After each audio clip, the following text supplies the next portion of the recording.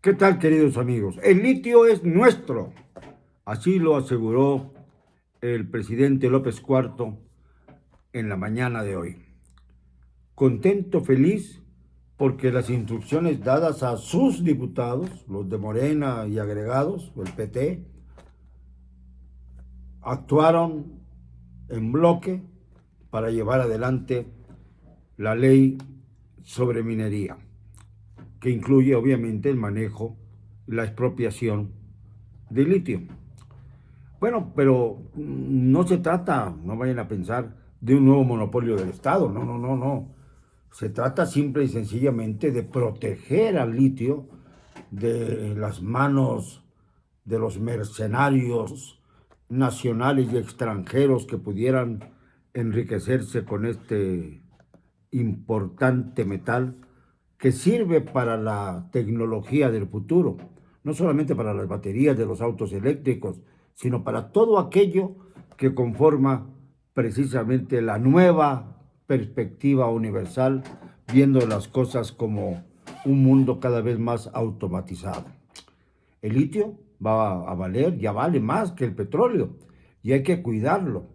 Pero Dios es tan generoso con los mexicanos que cuando ya parecía que se había pues exprimido hasta lo máximo a nuestro crudo mexicano, que por cierto sigue a precios muy altos, sin que se diga qué se hace con los remanentes, ahora nos encontramos con enormes yacimientos de litio, sobre todo en el norte del país, en Coahuila, en Chihuahua.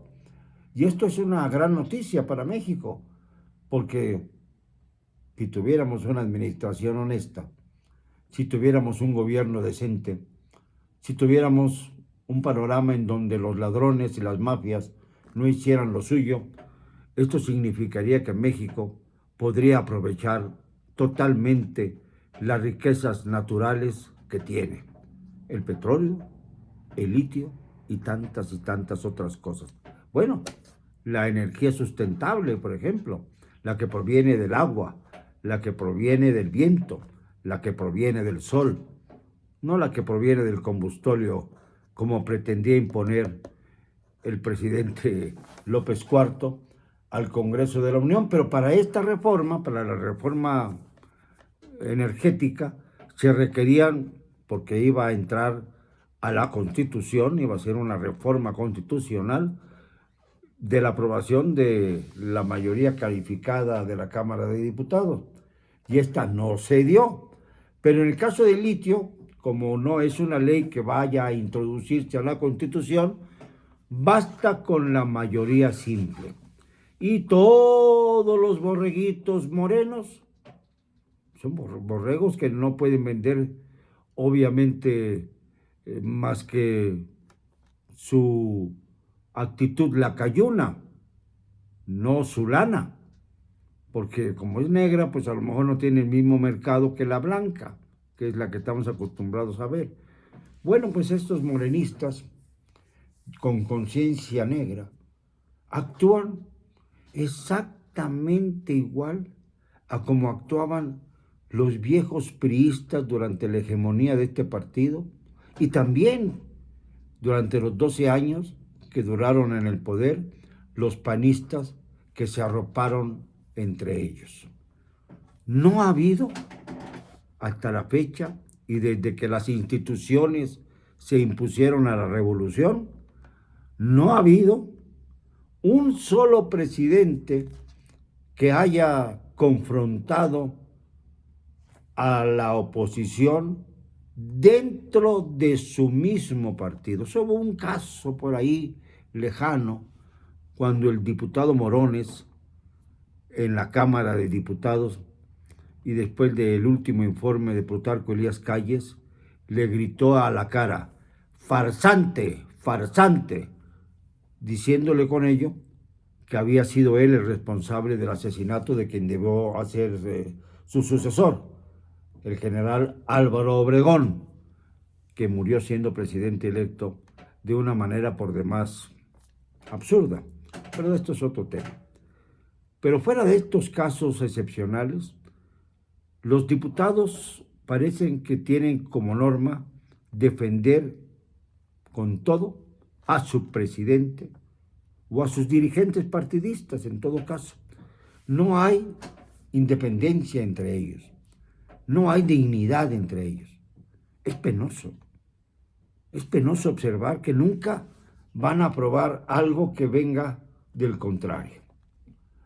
Ahora, con el tema de la reforma eléctrica, por lo menos los diputados de oposición se juntaron, el PAN, el PRI, el PRD y sobre todo Movimiento Ciudadano, que insisto que es el partido que más ha crecido en los últimos tiempos, para ponerle un valladar a la pretensión de aprobar una reforma energética dañina para el medio ambiente y dañina para los mexicanos. Vamos a ver cómo vienen las reacciones.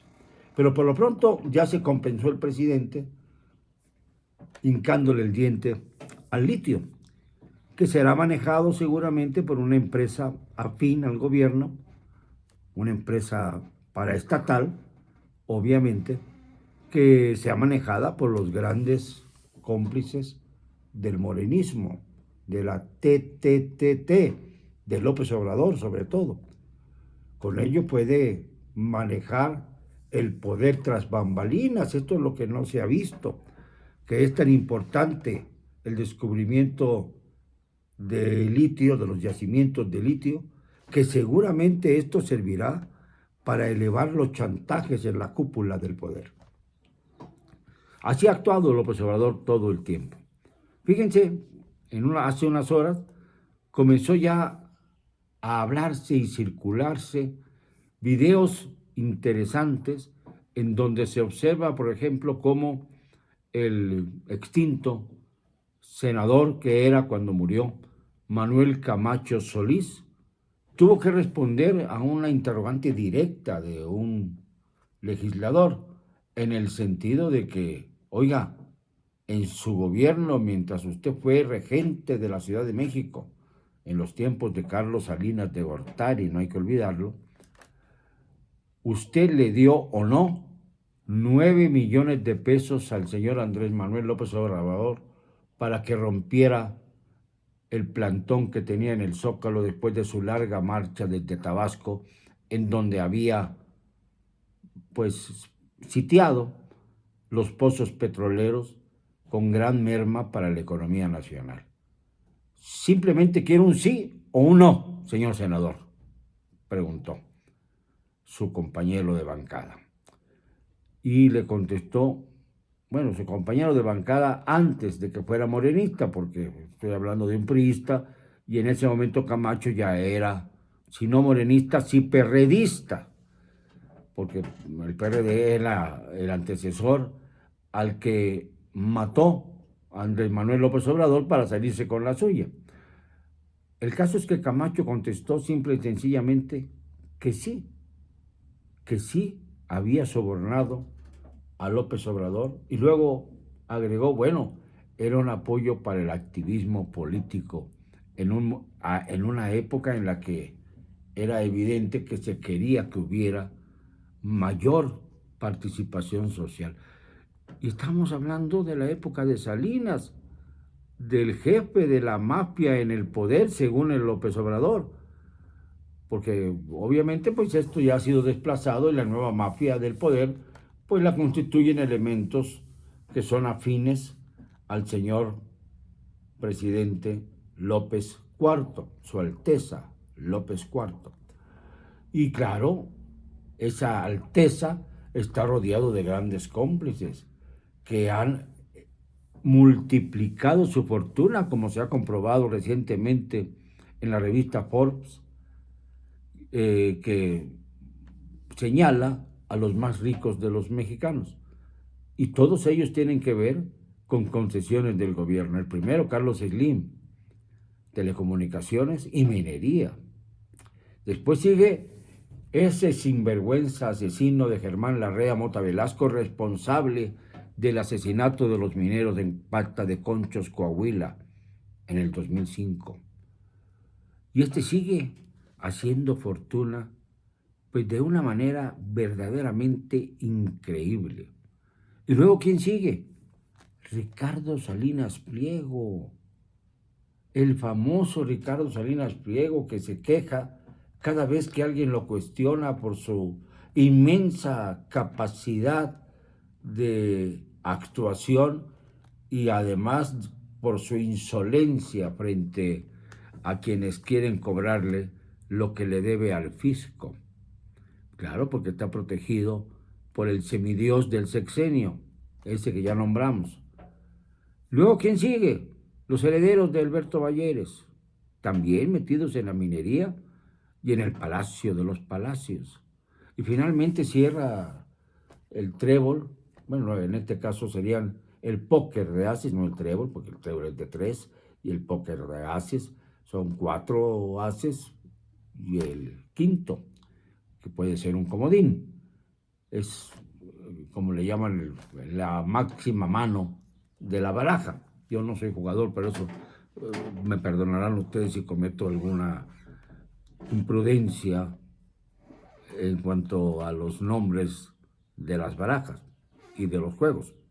Pero el hecho es que con eso el quinto es una mujer, María Asunción Aramburu Zavala, y esta es una mujer experta en los bienes inmuebles, muy cercana que fue a Enrique Peña Nieto y que también ha enriquecido notablemente, se ha enriquecido notablemente a partir precisamente del manejo de la pandemia. La pandemia hizo más millonarios a los mayores multimillonarios del país, mientras nos empobrecía a los demás.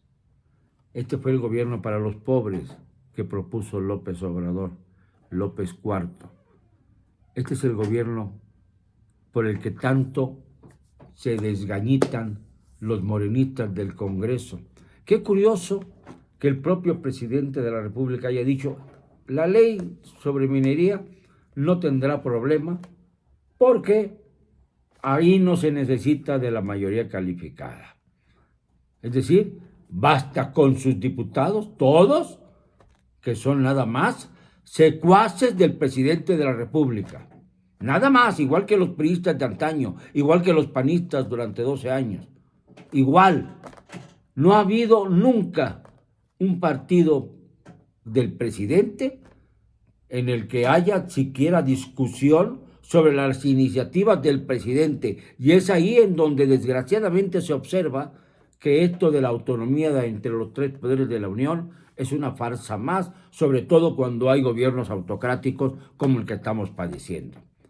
Lamentablemente para México, muy lamentablemente para México, esto ha crecido, no se ha reducido.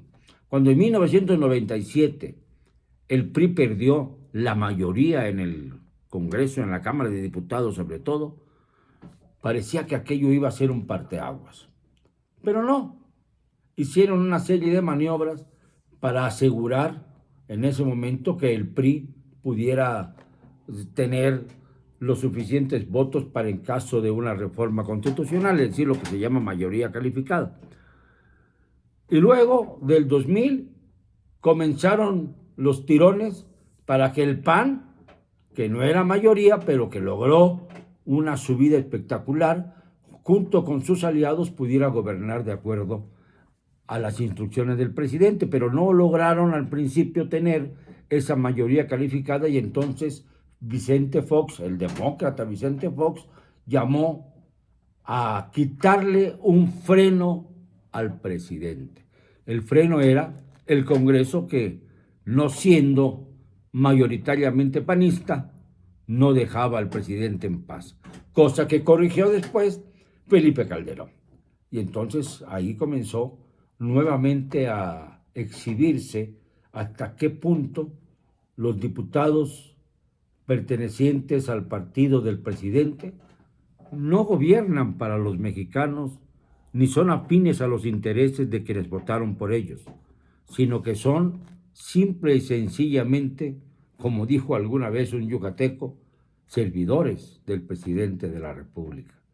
Servidores y lacayos del presidente de la República. Vergüenza les debería dar a esos diputados que fueron a exhibir las imágenes de caricaturescas de Andrés Manuel en el seno de la Cámara de Diputados como parte de su estrategia para motivar a que fuera votada la reforma eléctrica. Vergüenza debieran sentir quienes se hablaron con camisetas encima de ellas, porque eran mujeres, hablando y elogiando al presidente más autoritario que hemos tenido. ¿Desde cuándo? ¿Desde Gustavo Díaz Ordaz? ¿Desde Carlos Salinas? Son lo mismo, exactamente lo mismo. Pero hay una diferencia. Ninguno de ellos, de los mencionados, se atrevió a llamar traidores a la patria a sus opositores. En cambio, López Obrador ha llegado ya al colmo del descaro. Perdónenme, no me van a callar, y lo digo y siempre, con cero cobardía.